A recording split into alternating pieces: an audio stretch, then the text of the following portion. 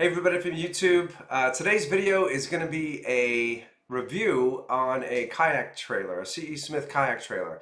I'm going to talk about the pros and the cons of having a kayak trailer. I'm going to talk about my experiences with the C.E. Smith trailer itself. I've had it for over a year and I absolutely love it. And then at the end, I've got a quick accelerated video just to show you how easy it is to assemble this thing, as well as how easy it is to get your kayak in the water and get your kayak out of the water using this trailer. So stay tuned and let's get into it. Thanks for watching.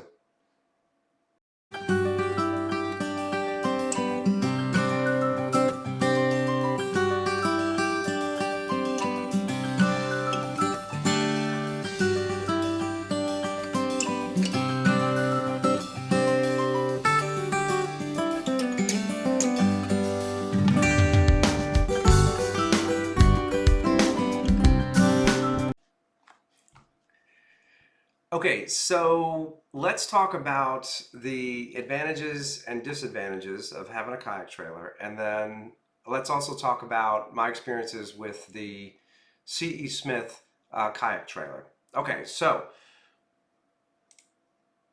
for starters, what are some of the advantages of having a kayak trailer? When I first started out kayak fishing, I had an entry-level kayak. It was like a $350 kayak I bought from Dick's. It was very light. It was very easy to get in and out of the truck. Put it on wheels. I could wheel it anywhere. That was very simple. Then I upgraded to a Hobie PA12, and things got heavy. Then I started adding equipment to it and more equipment to it. Things got even more heavy. I had it on a cart in the garage. I'd have to take it off the cart, slide it into the truck. That wasn't too bad. And then of course, when I get where I'm going, I got to slide it off the truck, get it onto the wheels, and then I had to wheel it over to where I was going, tilt it on its side, take the wheels out, get it in the water, and then do all that in reverse coming home. So it feels like I'm deadlifting every time I do that in and out of the truck with a very heavy kayak, and that got pretty old, to be honest with you. One of the things you got to keep in mind when you start getting into these heavier kayaks is that when you put the wheels in, it's going to put a fair amount of stress on the scupper ports, right? Because those poles on the wheels slide into those scupper ports, and it's been known to crack the scupper ports, which is a very difficult situation to try to get repaired. Also, when you put it on wheels, it's going to stress the hull. It just is, you know, and Hobie will tell you, any kayak manufacturer is going to tell you, you cannot leave the kayak on the wheels for an extended period of time because you're putting stress on the hull, right? And then if you got a big kayak, like a 14-foot kayak, and you got a short bed on your truck, you're going to have to get an extension to basically hold that weight up to make sure you don't end up cracking the hull when you got it in the back of your truck. So that's another thing to consider. What's cool about a kayak trailer is I can still put it on the trailer. But I can still use the wheels if I need to, right? So some places aren't going to have a launch ramp, but I can park my trailer there and I can slide it back off the bunk rails onto the wheels and get it to where I'm going. So that's a cool advantage. And the other thing that's really cool is it is so easy to get in and out of the water. In fact, let me pause for a minute and let me show you a quick video of me getting this kayak into the water, me getting this kayak out of the water. And that's the thing I absolutely love about this. So let's check this out.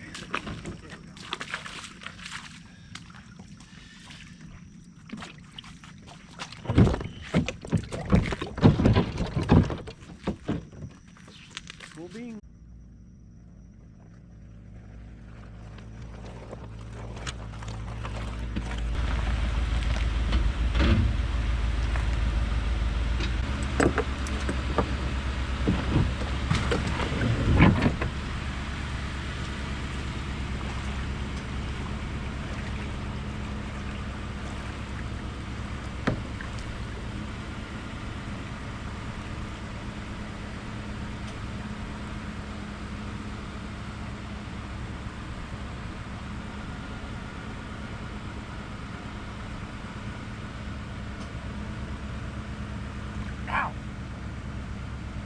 Damn it.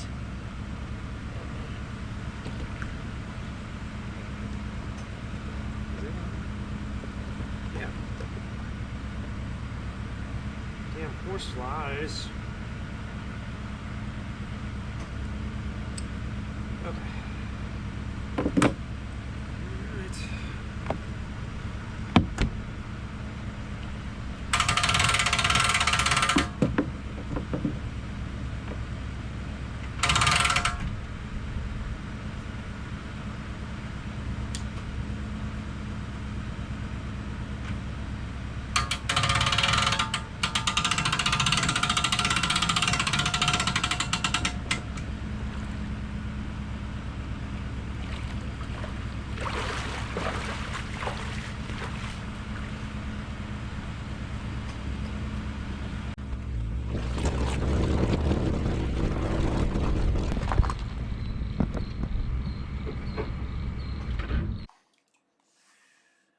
Okay, so I talked about some of the advantages of the trailer, um, of getting a kayak trailer, and you can see how easy it is to get in and out of the water, which I absolutely love, especially for very heavy kayaks.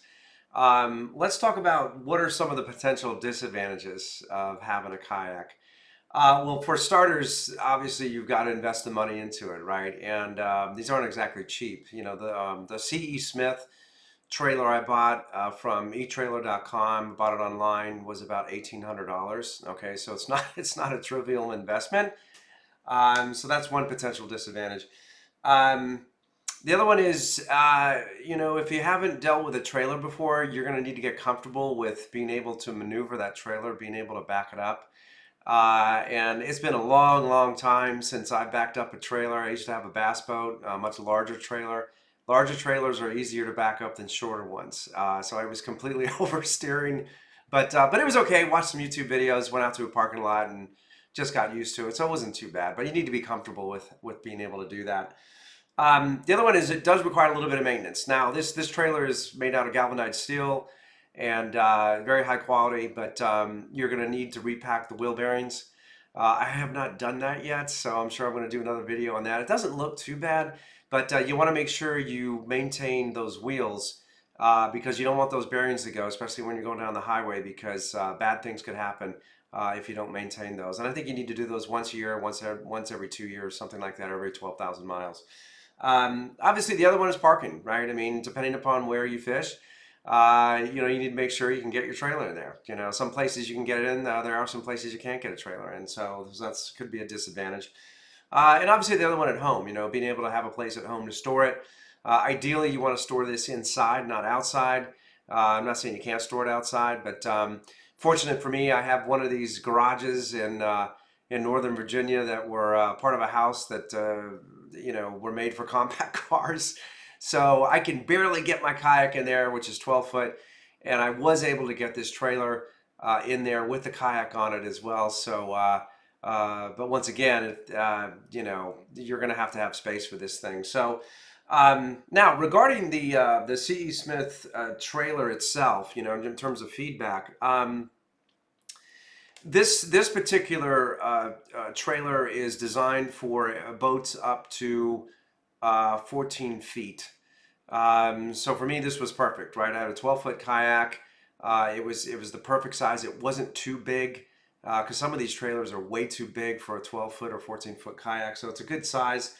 It did fit perfectly in my garage, which was really cool. Easy to assemble. You know, very easy to assemble. It took about 2 hours to assemble the whole thing, and the directions were great. And actually, I'll have at the after I'm done with this segment, I'll have at the end an accelerated video of me actually assembling the trailer if you want to watch. And the other item that was really cool about this, it's very customizable. So you can vary the position of the bunk rails, right? That your kayak sits on. You can vary if you want them. You know, what angle do you want those bunk rails? Do you want them up like this? Do you want them flat? Do you want them at an angle, which is really cool? How far forward? How far in the rear? You can also configure where the winch is, right toward the tongue, right? You can slide that thing back and forth and up and down, so you can really get a nice customized fit for your particular for your particular boat or kayak, which is really super cool.